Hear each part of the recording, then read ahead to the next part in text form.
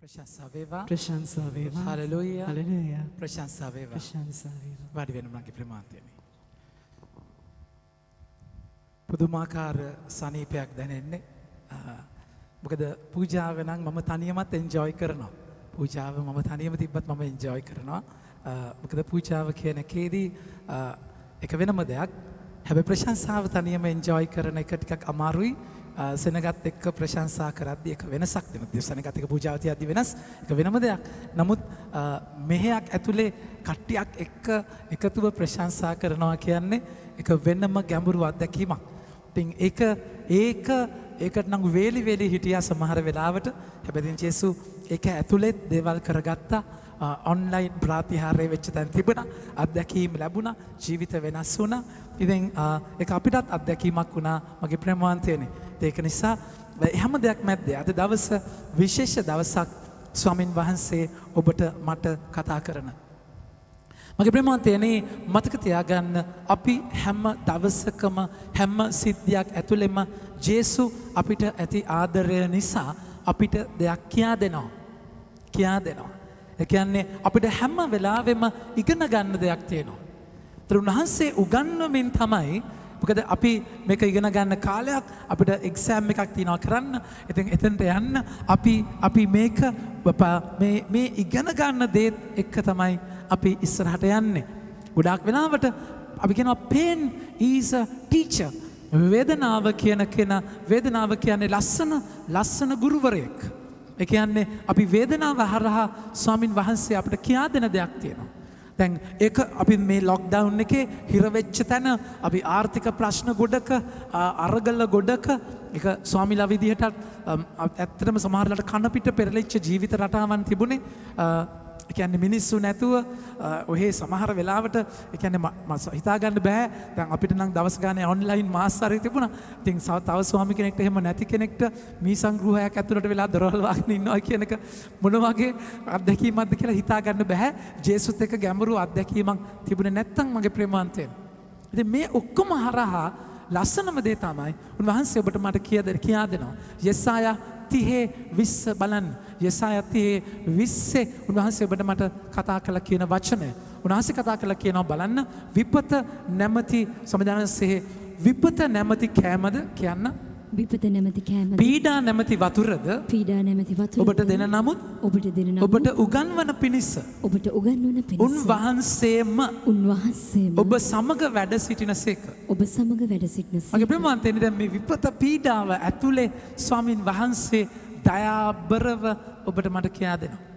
ඉතින් මේ කියා දෙන ස්වාමින් වහන්සේ මේ කියා දෙන දේත් එක්ක උන්වහන්සේ දයාබරව ඔබව මාව ඉස්සරහට අරගෙන යනවා. ඉතින් එතනදී කියා දෙන දේ ඉගෙන ගන්න අපිට එක දෙයක් අවශ්‍යයි.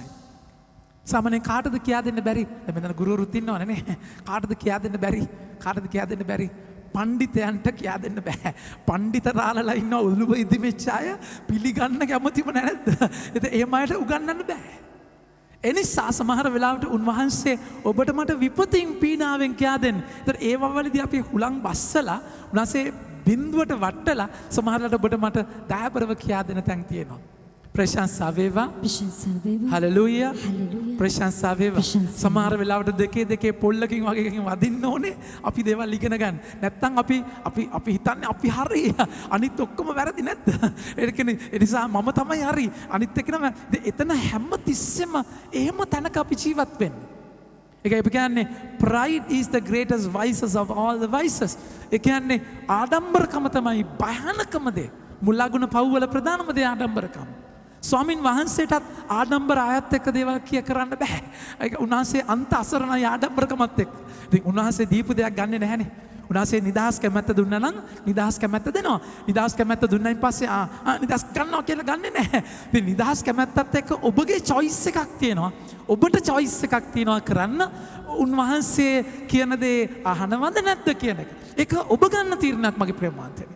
අපි ඔන්ලයින් අයටත් කතා කරමු නැත්නම් හරි නැහැනේ. මෙච්චර කාලෙ ඒගොල්ලන් කතා කරේ. ඔබ ගන්න තීරණයක් මගේ ප්‍රේමාන්තයනේ. ඒ තැන්වලදී අපි හැම කෙනෙක්ම ස්වාමින් වහන්සේ මෙහෙවන විදියක් තියෙනවා. හැබැයි ඔබ එක ගණන් විතරක්. ඔබ කැමති නම් විතරක්. ඒතර උන්වහන්සේ කතා කරලා කියන දේ එකයි මෙරීබා මස්සා කියලා කියනවා. මෙරීබා මස්සා කියලා කියන්නේ පාලු කරේ හිත දැඩි කරගත්ත සෙනගක්. දෘඩ කරගත්ත මුරණ්ඩු වෙච්ච ජනතාවක්. ඒකයි පරිසිවරු විනයදරයෝ නායක පූජකයෝ ජේසුව පිළිගන්න කැමති නෑ. ඒගොල්ලන්ගේ දේ වහගෙන හංගගෙන සුදු හුණු ගාගෙන වෙනම තැනක හිටියා මගේ ප්‍රමාන්තයේදී. ඉතින් මේ තැන්වලදී ස්වාමින් වහන්සේ කටයුතු කරන විදියක් තියෙනවා.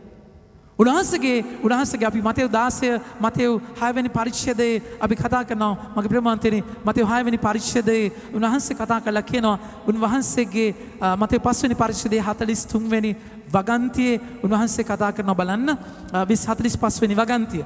මෙසේ ඔබ ස්වර්ගයේ වැඩ සිටින ඔබගේ පියාණන් වහන්සේගේ පුත්‍රය වන්නෝය.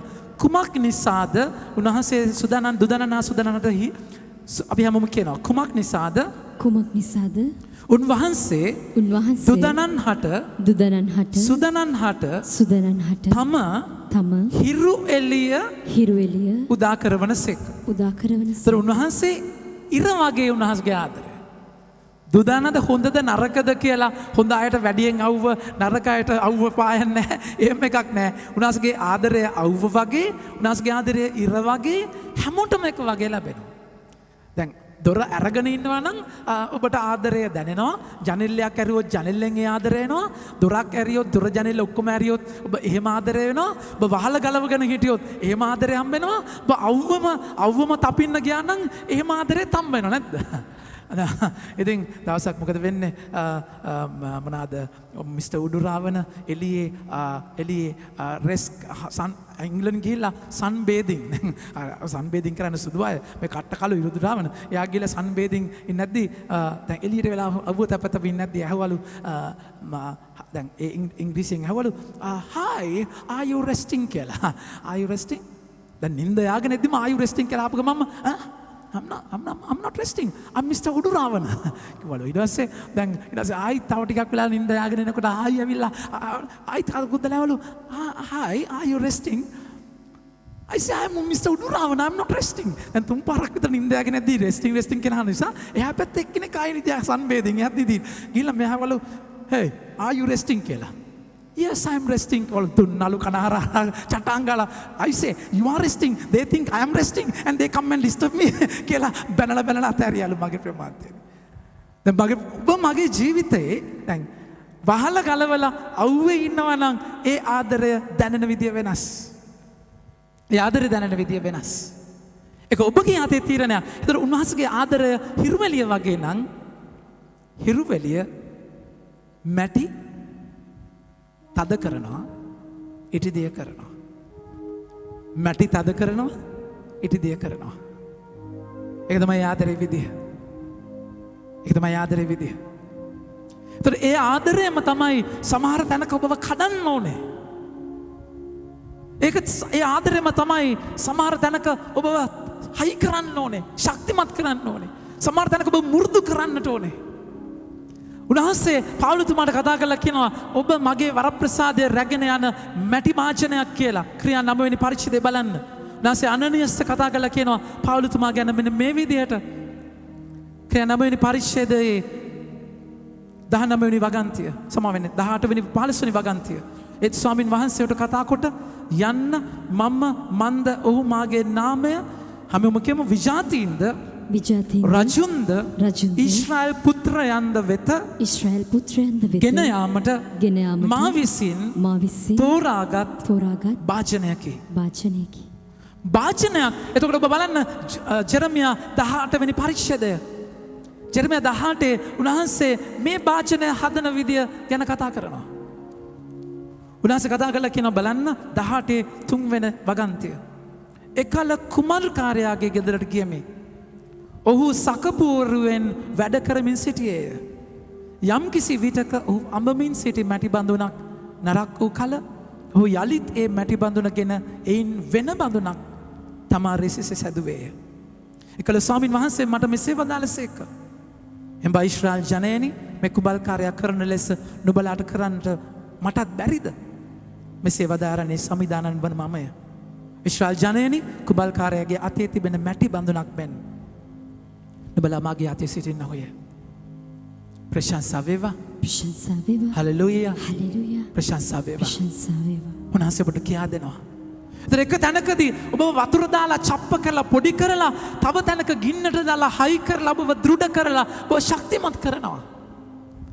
ස්වාමින් වහන්සේ ඔබව මේ ගමනේ අරගෙන යන්න ඕනේ. මගේ ප්‍රමාන්තනේ මේ ගමන අරගෙන යද්දී ඔබගේ මගේ ජීවිතයේ සකපුවරව කවුද? ඔබගේ මගේ ජීවිතයේ මේ ජීවිතේ සකපුවරව කියලා කියන්නේ නිරන්තරයෙන් කැරකෙනවා. ඒ කියන්නේ තේරුණාද කියන්නේ? එතකොට කැරකෙද්දි තමයි හැදෙන්නේ. තව ටිකක් කැරකිලා ගියොත් මම වැටෙනවා. නැද්ද? ඉතින් කැරකෙද්දි හැදෙන්නේ. එතකොට එක අතක් එළියෙන් දානවා, අනිත් අත ඇතුලෙන් දානවා. එකක් ඔබ එළියෙන් හදන්න ඕනේ. ඔබගේ අතුලාන්තයත් හදන්න වෙනවා. ස්වාමීන් වහන්සේ ඔබගේ මගේ ජීවිතය ගොඩනගන විදිය එහෙමයි. මගේ ප්‍රේමවන්තයනි, උන්වහන්සේ ඒ තැනදී එහෙම හදලා ඔබ ගිනි උදනේ දානවා පුච්චන්න. ඒතර ඔබගේ මගේ ජීවිතය ස්වාමීන් වහන්සේ ඒතර මේ ඔබට පෙන්නේ ඒ අතකෝ. දැන් මාව ඔබව හදන අතකෝ. ඇතුළට වැටෙන අතකෝ එළියට වැටෙන අත බලාගෙන ඉන්න පේනකම් මගේ ප්‍රේමවන්තයනි. උන්වහන්සේ යෙසායා 10:15 කතා කරනවා. මම මතක නම් මේ කොටේෂන් කාලයකට පස්සේ අපි ගන්න. යෙසායා උන්වහන්සේ කතා කළා කියනවා 10:15. උන්වහන්සේ බලන්න මේ කතා කරන වචනය මගේ ප්‍රේමවන්තයනි. 10:5. praise the Lord. 10:5 ගන්න. මගේ උදහසට ලක් වූ ජාතියට කියන්න මාගේ උදහසට ලක් වූ ජාතියට දඬුවම් කරන පිණිස දඬුවම් කරන පිණිස දැන් මගේ ප්‍රේමවන්තනි තේරුම් ගන්න දැන් පනිෂ්මන්ට් කියද්දී අපිට වමන යන අත්දැකීමක් නේ. දැන් මෙතන ගුටි කාලා තියන අය ඉන්නවනම් ගුටි කාන එක තරම් කාලකන්ණි දෙයක් තවත් නැහැ. මමත් හොඳට කාපු කෙනෙක්. ඒකයි දන්නේ. තේරුණාද කියන එක. ඉතින් ගුටි කන ආපෙ දැන් ගුටි කන එක ඇත්තටම දරුවට ගහන එක හරියම ප්‍රඥාවන්තව කරන්න ඕනේ නොගහන තරමටම හොඳයි. මොකද ගහන එකේ ගොඩාක් වෙලාවට අපි කේන්ති ගිහලා දරුවට ගහන්න. කේන්ති ගිහලා දරුවට ගහන්න. දැන් අපේ පුස් පැටව් දෙන්නෙක් ඉන්නවා. පැටව් ගහලා දැන් දෙන්නෙක් ඉන්නවා. දැන් උන් සමහරලාට හැමතැනම ජරා කරනවා. ඉතින් හැමතැනම ජරා කරද්දී සමහර අය ඉන්නවා දකින්න තැන ගහනවා. ඉතින් උන් බලනවා ගොහෙන්ද වදින්නේ. මයි ගහන්න කියලා දන්නේ නැහැ. තේරෙනවද? අරේ දුවනවා මේ දුවනවා. ඉතින් ගුටි කන්නේ අය කියලා දන්නේ නැහැ. ඉතින් මම මොකද කරන්නේ? අල්ලගෙන හොම්බල්ලලා බෙටි ගාපු තැන උලලා චිට්ටිස් ගාලා හොම් දෙකද හිත අමාරුයි. මට ගන්න හරි අමාරුයි. නමුත් චිට්ටිස් ගාලා දෙනවා නැත්නම් අනිත් උන්ගෙන් ගුටි කනවනේ හතර වටේ. නැද්ද? එතකොට ඌ දන්නවා මේ ගහන්නේ මේකට කියලා. එතකොට එතන ගිහිල්ලා නිකන් යන්නේ මතක් වෙනවා කාපුක මෙතනනේ කෑවේ. තේරුණාද කියන එක? සද්ද නැතුව නගුට වනාගෙන අනිත් පැත්තට යනවා. මගේ ප්‍රේමවන්තයනේ. එතකොට ඔබ ගුටි කන කෙනෙක් දඬුවම් පනිෂ් වෙච්ච කෙනෙක් නම් ඔබ දඬුවමට ආස නැහැ. හැබැයි මතක තියාගන්න දඬුවම කියන වචනය බයිබලයේ අර්ථය වෙනස්. punishment is formation. උන්වහන්සේ දඬුවම් කරන්නේ හදන්න.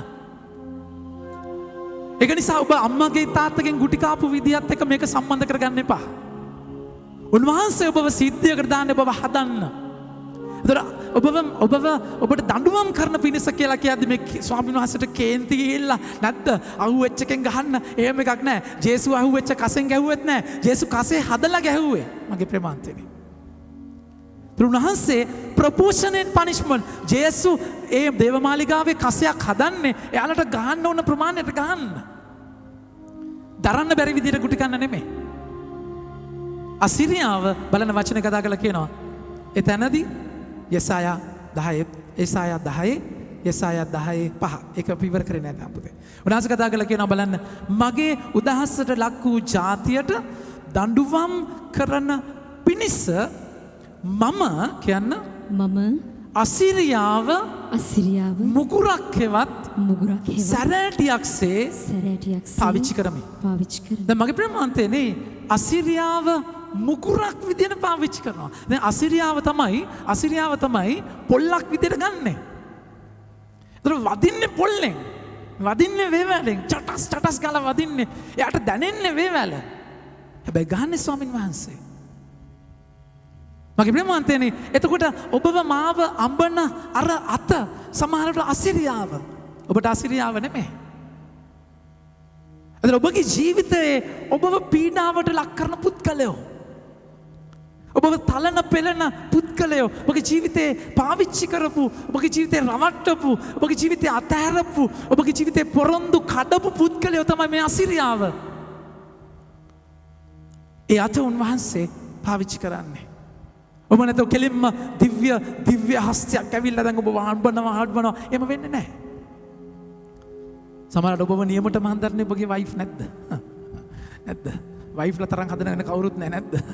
කොහොමද කොහොමද ඒ කට කොහොමද නැද්ද? ඒ කියන්නේ ආයිත් ඉතින් නැද්ද? ඉතින් සමහරවිට ඔබව හදන්නේ ඔබගේ හස්බන්ඩ්. ඔබගේ සිද්ධි ඔබගේ ශ්‍රේෂ්ඨයන් ඔබ හදනවා. මගේ ප්‍රමාන්තනේ හැම සිද්ධියකදීම ඔබ දැන් මෙතනදී අසිරියාව මුගුරක් විදිහට පාවිච්චි කරද්දී ජනතාව අසිරියාව එක්ක ඔට්ටු වුණා නම් අසිරියාවත් එක්ක හැප්පුණා නම් නැත්ද වැඩක් තියනවද? උන්වහන්සේ ඔබව හදන ගොඩ නගන විදිය වෙනස් මගේ ප්‍රමාන්තනේ. උන්වහන්සේ ඔබව මාව අරගෙන යන විදිය වෙනස්. මේක නිරන්තර ෆෝමේෂන් එකක්. නිරන්තර පරිණත වීමේ අත්දැකීමක්. එක ලෙඩක් වේදනාවක් අසනීපයක් වෙන්න පුළුවන්. එක ප්‍රශ්නයක් අරගලයක් පීඩාවක් වෙන්න පුළුවන්. ඔබව තැලෙන ඕනම සිද්ධියක් ඔබගේ හැඟීමක් ඔබගේ දුර්වලකමක් ඔබගේ පාපයක් අතීතයේ මතකයක් වෙන්න පුළුවන්. එක එක්කෙනාට එක මුගුරු තියෙන්නේ ස්වාමීන් වහන්සේ හදන. නිසා අද දවසේ අපි අයිති කරගන්නේ මේ උන්වහන්සේගේ ස්වර්ගික පාඩම. උන්වහන්සේ අද අපි දකිනවා නික්මයාම පොතේ උන්වහන්සේ කතා කරන වචනය. ප්‍රශංසා වේවා. ප්‍රශංසා වේවා. හලෙලූයා. හලෙලූයා. ප්‍රශංසා වේවා. ප්‍රශංසා. කියවගෙන යන්න පුතේ. මෝසෙස් හා ආරෝන් පාරාවෝ ඉදිරියෙහි මේ සියලු හාස්කම් පෑහ. සමිදානන් වහන්සේද පාරාවෝගේ සිත දැඩි කළසේක. ඔහු ඊශ්‍රායල් ජනතාවට තම රටින් නික්ම යාමට අවසර නොදුන්නේය. මගේ ප්‍රමාන්තයනේ දැන් පාරාවෝ ගෙදිරියට මෝසස් යනවනේ. මේක එච්චර ලේසි ගමනක් නෙමෙයි. ස්වාමින් වහන්සේ මෝසස්ට කතා කරලා පාරාවෝ ගාවට යන්න කියලා පැහැදිලිවම කියද්දී මෝසස් කියනවා මෝසස් කියනවා මට යන්න බෑ ස්වාමීනි. මම යන්න බෑ 10 වෙනි වගන්තිය නික්මයාම 4:10 බලන්න. ඒක මෝසස් දෙන මාර කට්ටක්. ඉන්පසු මෝසස් සමිදානන් වහන්සේ අමතා මගේ ස්වාමිනී ඔබ වහන්සේ ඔබේ දාසයා හා සමග කතා කළ පසු වේවා ඊට පෙර වේවා මම ව්‍යක්ත කතිකයෙක් නොවෙමි. කීමෙහි බිනීමෙහි දුබලය දිව ගොත ගන්න සුළුයයි කිය. මෝසස් කියනවා ස්වාමීනි මම යවන්න එපා. පාරාවෝ ඉස්සර මම වචනයක් කතා කරේ පාරාවෝ 10ක් කතා කරනවා. ඊට මම දැන් ටෙන්ෂන් එකට ගොතේ වැඩි වෙනවනේ. ටෙන්ෂන් එකේ තවත් ගොතේ වැඩි වෙනවනේ. බලන්න වචන කතා කරලා කියනවා සමිදානන් වහන්සේ උත්තර දෙමින් මිනිසාගේ මුඛය නිර්මාණය කළේ කවරෙක්ද? යමෙකු ගොළු කරන්නේ හෝ බීරි කරන්නේ හෝ යමෙකුට පෙනීම දෙන්නේ හෝ යමෙකු අන්ධයෙක් කරන්නේ හෝ කවරෙක්ද? එසේ කරනුයේ සමිදානන් වහන්සේ වන මම නොවෙම්ද? මෙහෙම කියද්දි මෝසස් කියනවාද හරි ස්වාමීනි යන්නම් කියලා නෑ. මොසස්ගේ වචනේ බලන්න. එබැවින් දැන් ඉතින් යන්න. නුඹට කතා කිරීමට මම උදම් වෙමි. නුඹ කිව යුතු දේ මම නුඹට කියා දෙමි වදාළසේක. එහෙත් ඔහු පිළිතුරු දෙමින් අනේ ස්වාමීනි කරුණා කර ඔබ කැමති කෙනෙකු යවුව මැනවයි කිය. ඊට පස්සේ මොකද වෙන්නේ බලන්න වචනය. ඒ විට සමිදානන් වහන්සේ මෝසස් සමග උදාසින් ඇවිලි. එන්න දෙවියන් වහන්සේට කේන්ති යනවා. මේ මිනිස්සයා මේ වගේ තැන් බයිබලේ දැකලා තියෙනවද මං අහන්නේ? දෙවියන් වහන්සේට කේන්ති යනවා. මේ මිනිස්සයා මම කියන දේ අහන්නේ නැහනේ. මම ඉන්නවා කියලා කියනවා යන්නේ නැහැ. නැද්ද? ඊට පස්සේ තමයි ආරොන්ට යවන්නේ මෝසස් ඉන්න කියනවා අර බැටන් පොල්ලක් තියාගෙන නැද්ද? මෝසස් ඉන්නවා කියන බැටන් පොල්ලක් තියාගෙන ආරොන් කතා කරනවා. මල්ලි කතා කරන්න. ඊට පස්සේ ආරොන් කතා කරනවා. ඊට පස්සේ බැටන් පොල්ල දානවා. එතන සර්පයා වෙනවා නැට්ටෙන් අල්ලනවා. ආයි කියලා ආයි හරියනවා. නැද්ද? කතා කරනවා. එයා ඉන්නවා අරයා කතා කරන්නේ. දැන් මෙහෙම තැනක ස්වාමින් වහන්සේ මෝසස්ව කඩනවා මගේ ප්‍රමාදයෙන්. කඩලා යව හදලා තමයි මෙතනින් යවන්නේ. දැන් එහෙම ගිහිල්ලා වසංගත 10ක් 10 වෙනි වසංගතයේ මේ කතා කරන්නේ. අද කියවීමට ගන්න ප්‍රශංසා වේවා. ප්‍රශංසා වේවා. හලෙලූයා. හලෙලූයා. ප්‍රශංසා වේවා. ප්‍රශංසා වේවා. සමිධානන් වහන්සේ මිසර දේශයේදී මෝසස් ආරෝන්ට කතා කොට මෙසේ වදාළසේක. මේ මාසය හැම මාසවලටම මුල් මාසය විය යුතුය. අවුරුද්දේ පළමුවන මාසයද විය යුතුය. මුල සිටින නේද පුතේ? මුල සිටින නේද? මුල් සබලා ඊළඟ වගන්ති ගන්න. ඊළඟ වගන්ති ගන්න. සිත සපාරාවගේ සිත දැඩි කරනවා කියන කොටසකෝ. හරි. මෝසස් ආරෝන් පාරාවෝ ඉදිරියේ මේ සියලු හාස්කම් පෑහ. සමිධානන් වහන්සේද කියන්න සමිධානන් වහන්සේ පාරාවෝගේ සිත දැඩි කළසේක. සිත දැඩි කළසේක. මගේ ප්‍රමාන්තයෙන් පුදුම වැඩක් නේ. දෙවන් වහන්සේ මෝසස්ට කියනවා කතා කරන්න මගේ සෙනගගේ වේදනාව මට ඇහුණා මගේ සෙනගගේ පීඩාව මට ඇහුණා ඔබ ගිහිල්ලා කතා කරන්න. එතකොට හැබැයි කතා කරාට නිදහස් කරන්නේ නැහැ. අනිත් පැත්තෙන් ස්වාමින් වහන්සේ ප්‍රශ්නය වැඩි කරනවා. ස්වාමින් වහන්සේ ඒ සිද්ධිය උග්‍ර කරනවා. අතන පාරාවෝ අත්හරින්නෙම නැහැ. ඒක ස්වාමින් වහන්සේ කරන දෙයක් සමහර වෙලාවට. මගේ ප්‍රමාන්තයෙන් නිදහස් කරන්න ඕන නම් ඇයි නිදහස් කරන්නේ නැත්තේ? ඇයි පාරාවෝගේ සිත ස්වාමින් වහන්සේ දැඩි කරන්නේ? ඔබගේ මගේ ජීවිතේ ඔබ මාව තද වෙද්දී හිර වෙද්දී ඔබ මම නන්නත්තර වෙද්දී පාර පනගෙන යද්දී එතන ඒ ලෝන් එක පාස් වෙන්නේ නැතිකොට එතන ඇග්‍රීමන්ට් එක සයින් වෙන්නේ නැතිකොට ඔබට ප්‍රොමෝෂන් එක හම්බ වෙන්නේ නැතිකොට ඔබට ජොබ් එක ලැබෙන්නේ නැතිකොට ඔබට දරුවෙක් ලැබෙන්නේ නැතිකොට ඔබගේ සිත්යේදී ඔබට එහෙම වෙන්නේ නැතිකොට ස්වාමින් වහන්සේ එක්සැක්ට්ලි දන්නවා ඔබගේ ජීවිතය වෙන්නේ මොකක්ද කියලා. ඔබගේ ජීවිතේ ඔබ කරන අරගලේ උනාසේ දන්නවා මගේ ප්‍රමාන්තයනේ. පාරාවගේ සිත දැඩි කරනවා කියන්නේ ඒකයි. ඇයිම කරන්නේ? පාරාවගේ දැන් මෝසස් ගියා ආරෝන් කතා කරා පාරාවෝ ස්වාමීනි අපේ ජනතාවට යන්න දෙන්න. යන්නවා නම් යන්නකෝ යන්න කමන්න යන්න කිව්වා. ජනතාව ආව ලිස්සලා ගියා කිසි ප්‍රශ්නයක් නැහැ. ගෙදර ගියා පොරොන්දුවේ ගියා කිරියෙන් පැණියෙන් ඉතිරිච්ච දීසි මේ කිරි කකා ඉන්නවා එච්චර. අද අපිට අත්දැකීමක් නැහැ. උනාසේ සිත දැඩි කරන්නේ පළවෙනි වසංගතය. දෙවනි වසංගතය උන්වහන්සේගේ බල මහිමය නැහැ. තුන්වෙනි වසංගතය, හතරවෙනි වසංගතය, 5, 6, 7, 8, 9 අතරින්නෙම නැහැ. ඒතර මිනිස්සු දකිනවා මගේ දෙවියන් වහන්සේගේ බලය, මගේ දෙවියන් වහන්සේ මැදිහත් වෙන විදිය. උන්වහන්සේ අතරින්නේ නැහැ. සටන් කරන ස්වාමින් වහන්සේ උන්වහන්සේමයි. ඒකයි සන්නද්ධකම මගේ ප්‍රමාන්තයනේ. මගේ දෙවියන් වහන්සේගේ බලය උන්වහන්සේ සිද්ධිය තද කරන්නේ ඔබගේ ඒ තද වෙන තරමටයි ඔබගේ ජීවිතේ ඒ හරහා යන්නේ. එහෙම නැතු ජීවිතේ ලිස්සලා යන තැන්වල උත්තර වැඩක් නැහැ. ජීවිතේ ලිස්සලා ගියා කියලා තේරුමක් නැහැ.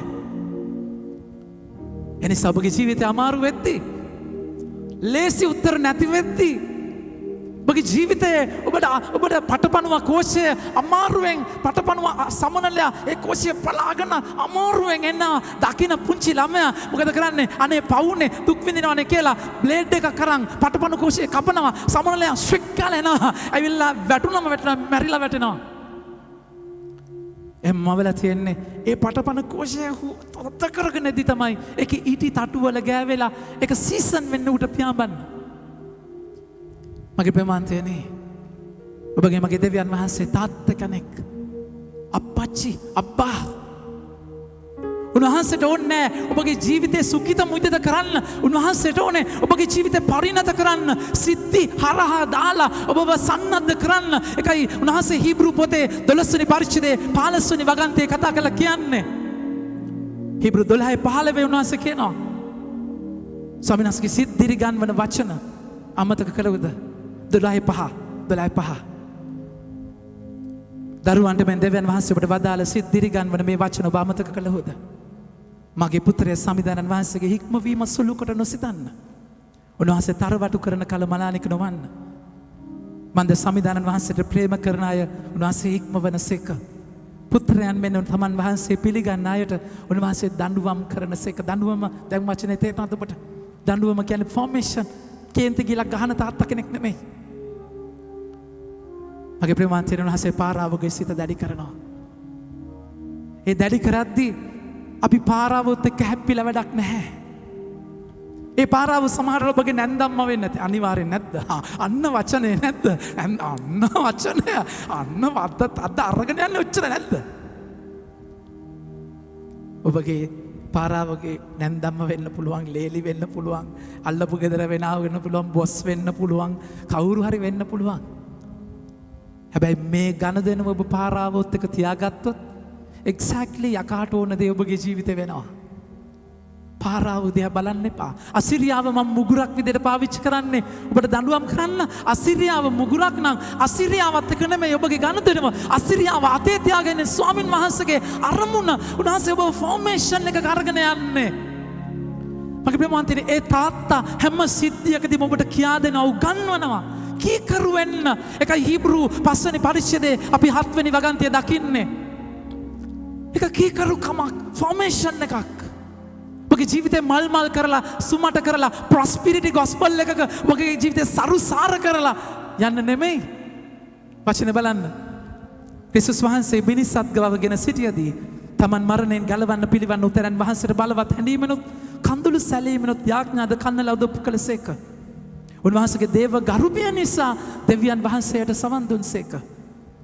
අපි හැමෝම කියමු, උන්වහන්සේ දේව පුත්‍රයාණන් වූ නමුත් තමන්ගේ දුක් විඳීමෙන් කීකරුකම ඉගෙන ගත්සේක. හැම දෙයකින්ම උන්වහන්සේ උගන්වනවා. පාරාවගේ සිත දැඩි කරලා, මගේ ප්‍රේමවත්නි, පාරාවගේ සිත දැඩි කරලා දාවෙනි වසංගතය කුළුදුලා මැරෙන තැනදී උන්වහන්සේ කියනවා, මාර දූතයා මම එවනවා. ඒ මාර දූතය ඇවිල්ලා උන්වහන්සේ කතා කරලා ඒ කීකරුකමේ සංකේතය බැටළුවම මරලා, කුළුදුල් බැටළුවා, නිකලල් බැටළුවා මරලා, ඒ ලේ උළුවහුවේ ගාලා තියෙද්දි එතන මම ඒ ගෙදර බයිපාස් කරලා යනවා, පාස් ඕවර් කරලා යනවා. පාස්කුව කියන්නේ එතන. එම නොකරපු හැම ගෙදරකම කුළුදුලා මැරෙනවා. මගේ ප්‍රේමවන්තයනි, නව ගිවිසුම මේක ලස්සනට ගන්නවා. ජේසුගේ ස්නාවක ජීවම්තුමා ජේසුට කතා කරලා කියනවා, මෙන්න බැටළු පෝතකයනෝ. ඒ මැරිච්ච බැටළු පෝතකයනේ උන්වහන්සේ. ලොවේ පවුදුරලන බැටළු පෝතකයනෝ. හැම පාපයක්ම අපි දක්නවා පාස්කුවේදී නායක පුච්චකයා අනිත් හැමෝම ඇවිල්ලා ඒ බැටළුවාගේ ඒ එල්ලුවා, අපි කියන ස්කේප් ගෝට්, ඒ එල්ලුවා මතට ඒ පාපය දාලා කියලා ඌව පාලු කරේට යනවා මැරෙන්න. හරියට ජේසු කුරුසිය දරාගත්තා වගේ ඒ සතාගේ උරහිසට ඒ ඔක්කොම දෙන්නේ. ජේසු කුරුසිය දරාගත්තේ ඒ වගේ. ජේසු මැරිලා, මගේ ප්‍රේමවන්තනි, කුරුසිය කියන උළුවහුව, ඒ කුරුසිය කියන උළුවස්සේ ඒ ලේ ගෑවිලා උන්වහන්සේ ස්වර්ගයේ දොරටුව ඇරියා. මගේ ප්‍රේමවන්තනි, ඒ ජේසුන් වහන්සේ, ඒ ජේසු ඔබත් එක්ක මාත් එක්ක ඉන්නවා. ඔබත් එක්ක මාත් එක්ක ගමන් කරනවා. හැම දෙයකින්ම ගෝලයන්ට උගන්වලා, ප්‍රාතිහාර්ය නෙමෙයි අරමුණ, ගෝලයන්ගේ ජීවිතේ මුල් කාලවල ප්‍රාතිහාර්ය කරලා මාළු අහුවෙලා, හැබැයි ඔබ වෙරළදී සුන්දර වචනයක්, ගැඹුරේදී මාළු රාශියක්, දියමේදී මාළු රාශියක්, හැබැයි ගැඹුරේදී මාළුන්ව අතහැරලා යන්න ආරාධනයක්. ජේසුගේ ජීවිතයේ අන්තිම කාලේ ප්‍රාතිහාර්ය නැහැ. උන්වහන්සේ සෙසරියා පිලිප්පි පාලු කරවල ගියේ කුරුසිය ගැන කියා දෙන්න. මගේ ප්‍රේමවන්තයනි, උන්වහන්සේ ඉගැන්නුවා. එඬේරෙක් නැති බැටළුවන් වගේ මිනිසුන්ට උන්වහන්සේ ඉගැන්නුවා. කන්න බොන්න දීලා සරුසාර කරාට වඩා ඉගැන්නුවා. ගෝලයන්ට කියා දෙනවා.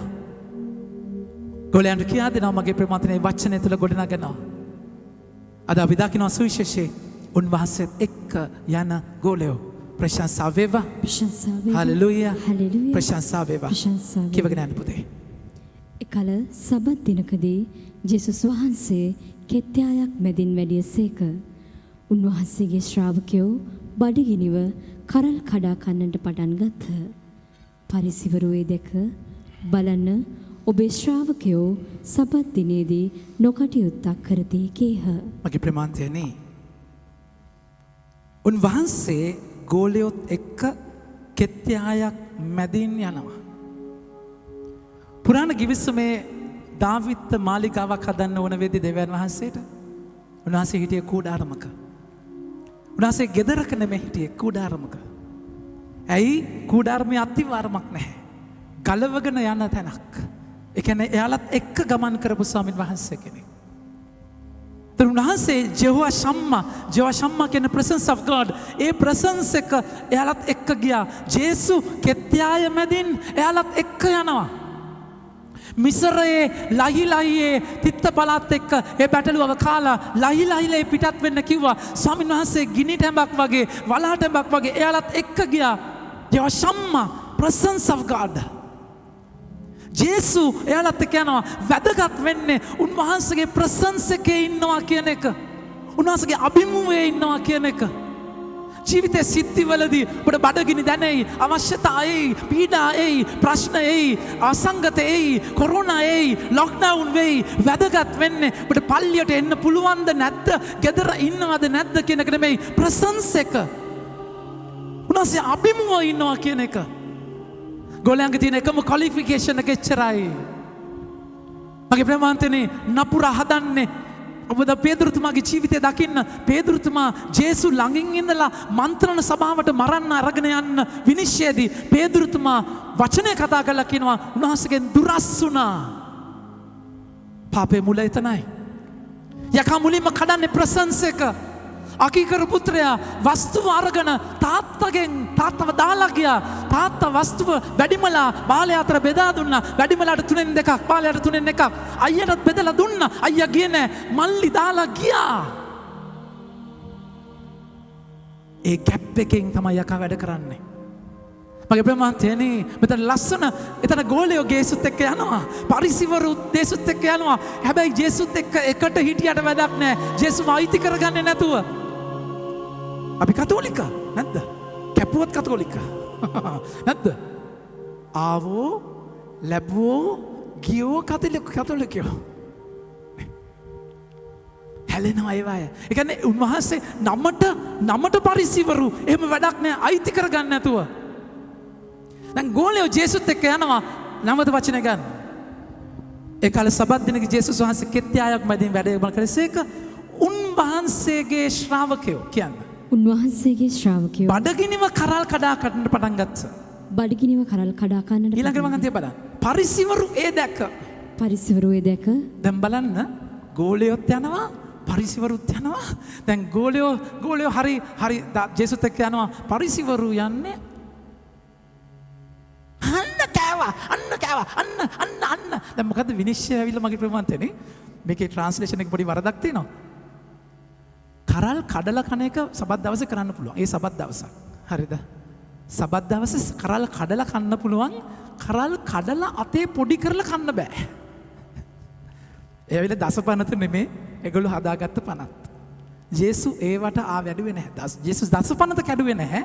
හැබැයි ඉතින් අරගොල්ලෝ අර ඒක 613ක් අනුපනත් වලට කඩලා ඒක මිනිස්සුන්ට දසපනත අනුගමනය කරන්න උදව්වක් කරපු එක ඒගොල්ලන්ගේ අරමුණ අමතක වෙලා දැන් ජේසු යනවා සබතෙත් අධිපතියාණන් යනවා එයාලගේ යොමුව ඇවිල්ලා කනවද අන්න කරල් කැඩුවා පොඩි කරා අන්න අච්චර වැඩ සිටීමක් තියෙනවා.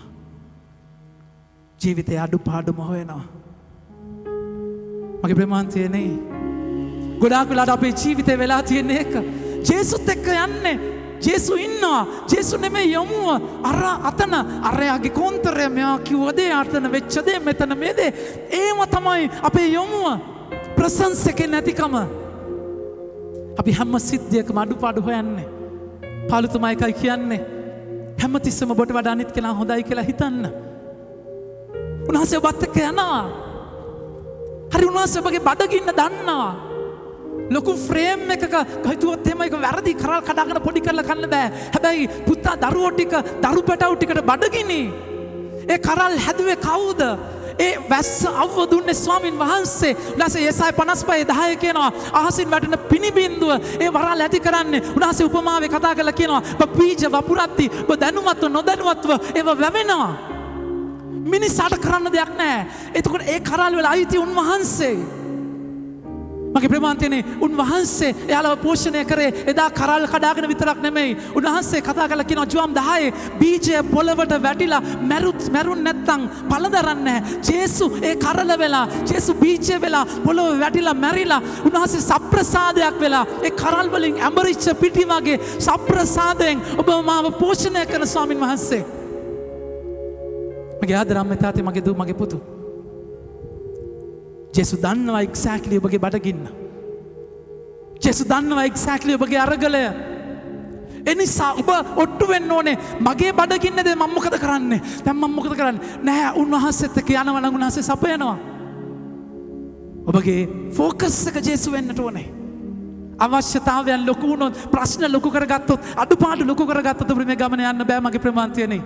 නැසේකයි මතයතුමාගේ 6 වෙනි පරිච්ඡේදයේ පැහැදිලිවම කියනවා විජාතීන් සහ උන්වහන්සේගේ දරුවන් අතර වෙනස. මතෙව් 6 වෙනි පරිච්ඡේදයේ උන්වහන්සේ කතා කරන වචනේ බලන්න. 32 වෙනි වගන්තිය. විජාතීන් හැම විටම සොයන්නේ මේවාය. මේවා ඔබට ඕනෑ බව ඔබේ ස්වර්ගික පියාණන් වහන්සේ දන්නාසේක. ඒත් පළමු කොට අපි හැමෝම කියමු. ඒත් පළමු කොට උන්වහන්සේගේ රාජ්‍යද උන්වහන්සේගේ රාජ්‍යද ධර්මිෂ්ඨකමද සොයන්න. ධර්මිෂ්ඨකමද සොයන්න. එවිට මේ සියල්ලත් එවිට ඔබේ සියල්ලත් ඔබට ලැබේ. ඔබට දෙනු ලැබේ. එයාලා හැමදේම අතහැරලා ජේසුත් එක්ක ගියා. හැමදේම අතහැරලා ජේසුත් එක්ක ගියා නම් හැම දෙයක්ම ජේසු බලා ගන්නවා. මගේ ප්‍රමාන්තයනේ එතන යාර කරල් කඩාගෙන පොඩි දරුවෝ ටිකක් වගේ එක සබ්බතද දැන් කරල් කඩනවාද පොඩි කරනවාද නේදන දැන් ඒ කරල් කැඩුවට කමක් නැද්ද දැන් මේක එකෙන් අදහස් කරන්නේ ජේසුත් එක්ක ගිහලා ඕන පාපයක් කරන්න පුළුවන් කෙනෙක් හොඳේ ඒක නෙමෙයි මේ කියන්නේ ජේසුත් එක්ක ගිහලා දසපනත කරන්න බෑ මේක තන් ඉදිරි වෙන තැනක් හැබැයි එයාලට ලොකුවට පරිසිරු ඉන්නවා අම්මෝ පරිසිරු ඉන්නවා නේද කරල් කැඩුවොත් මොනව වෙයිද දන්නේ නැහැ එයාලා දන්නේ නැහැ එයාලා ජේසුත් එක්ක යනවා බඩගිනි කරල් කඩාගෙන කනවා ස්වාමිනාසේ මොනවද කරන්නේ මගේ ප්‍රේමාන්තයේ බලන වචනය පරිසිවරුවේ දැක බලන්න ඔබගේ ශ්‍රාවකයෝ සබත් දිනේදී නොකටයුත්තක් කරති කිය. උන්වහන්සේ කතා කොට ඔවුන්ට මෙසේ වදාළසේක. දාවිත් රජු තමාටද සිය පිරිවරටද බඩගිනි වූ කල්හි කළ දේ එනම් දෙවියන් වහන්සේගේ ගෘහයට ඇතුළුව පූජකයන්ට මිස තමන්ටවත් තම පිරිවරටවත් කන්න යුතු නැති පිදූ රොටි කෑබැව ඔබ කියවන්නේ නැද්ද? ෂුවරකට ගෝලියෝ නම් කියවලා නැහැ. නැද්ද? නමුත් පරිසවරු දන්නවා. ජේසු දන්නවා සිද්ධිය. ජේසු පුරාණයේ සිද්ධිය අරගෙන ගෝලයන්ව ඩිෆෙන්ඩ් කරලා එයාලා ඉස්සරහා සටන් කරන විදිය බලන්න. ඔබ ස්වාමීන් වහන්සේත් එක්ක ඉන්නවා නම් නික්මයම 14 උන්වහන්සේ කියනවා be still I am going to fight for you. ඔබ නිශ්චල වෙන මම ඔබ වෙනුවෙන් සටන් කරනවා. මගේ ප්‍රමාන්තේ උන්වහන්සේ ජුලුක් 10:12 කියනවා මන්ත්‍රණ සභාවල ඔබ කියව යුතු දේ ගැන ඔබ වරි වෙන්නට එපා. ඔබ නලංගු වෙන්න එපා. ඔබට කියන්න ඕන දේ මගේ පියාණන් වහන්සේගේ ආත්මයන්ව දෙනවා. ප්‍රසංසක උන්වහන්සේගේ අභිමුව ඉන්නවා නම් මගේ බඩගින්නත් එක්ක උන්වහන්සේගේ අත අල්ලගෙන යනවා නම් මගේ ප්‍රමාන්තේනේ උන්වහන්සේ ඔබව බලා ගන්නවා. උන්වහන්සේ පාරාවගේ සිත දැඩි කරලා ඔබ සිත්තිවලට දාලා ඒ අරගල අස්සේ උන්වහන්සේ ඔබත් එක්ක අතහැරලා යන්නේ නැහැ. විපත නැමැති පීඩාව, විපත නැමැති කෑමද, පීඩාව නැමැති පානයද මම ඔබට දෙන්න නමුත් මම ඔබත් එක්ක ඉඳගෙන ඔබට කියා දෙනවා. මගේ ප්‍රේමාන්තයනේ ජේසුත් එක්ක ගිය හැම වෙලාවෙම ජේසු ඩිෆෙන්ඩ් කරේ නැහැ. එයාලා මමද කවුද ලොක්කා, කවුද සෙකන්ඩ්, කවුද ෆස්ට් නායකත්වය ගැන කතා කරලා ජේසු ළඟට කතා කරලා කිව්වා ඔය කතා කරන දේ වැරදි. කතා කරන දේ වැරදි. අපි අතර එහෙම නෙමෙයි. ජේසු කියා දෙනවා. ජේසු උගන්වනවා. ජේසු බත් එක්ක ඉන්නවා. මගේ ප්‍රේමාන්තයනේ. ඒ නිසා ඔබගේ ජීවිත සිද්ධිවලදී පාරාවොත් එක්ක හැප්පෙන්නේ නැතුව, අසිරියාවත් එක්ක හැප්පෙන්නේ නැතුව, ඔබගේ ජීවිතේ උන්වහන්සේ තද කරද්දී, හිර කරද්දී, එතන උන්වහන්සේ ඔබට උගන්වන පාඩම බහැපත්කමින් ඉගෙන ගන්න. ඒ පාඩමත් එක්ක උන්වහන්සේත් එක්ක යන්න. උන්වහන්සේ ඔබව බලා ගන්න නිසා ඔබගේ යොමුව ෆෝකස් එක අරමුණ වහන්සේම කරගන්න අද වචනය ස්වාමින් වහන්සේ වචනය තුළ ඔබට ආරාධනා කරනවා. ඒ සුන්දර ස්වාමින් වහන්සේව අපි කැඳවමු අපි අතරට ජීවමාන ජේසුට නමස්කාර කරමු. උන්වහන්සේත් එක්ක උන්වහන්සේ කෙත්තිය මැදින් ගෝලියොත් එක්ක ගියා වගේ අපි ජීවිත කතර මැදින් උන්වහන්සේත් එක්ක යන්න අපි හැම කෙනෙක්ම දන ගහලා උන්වහන්සේව අප අතරට පිළිගනිමු.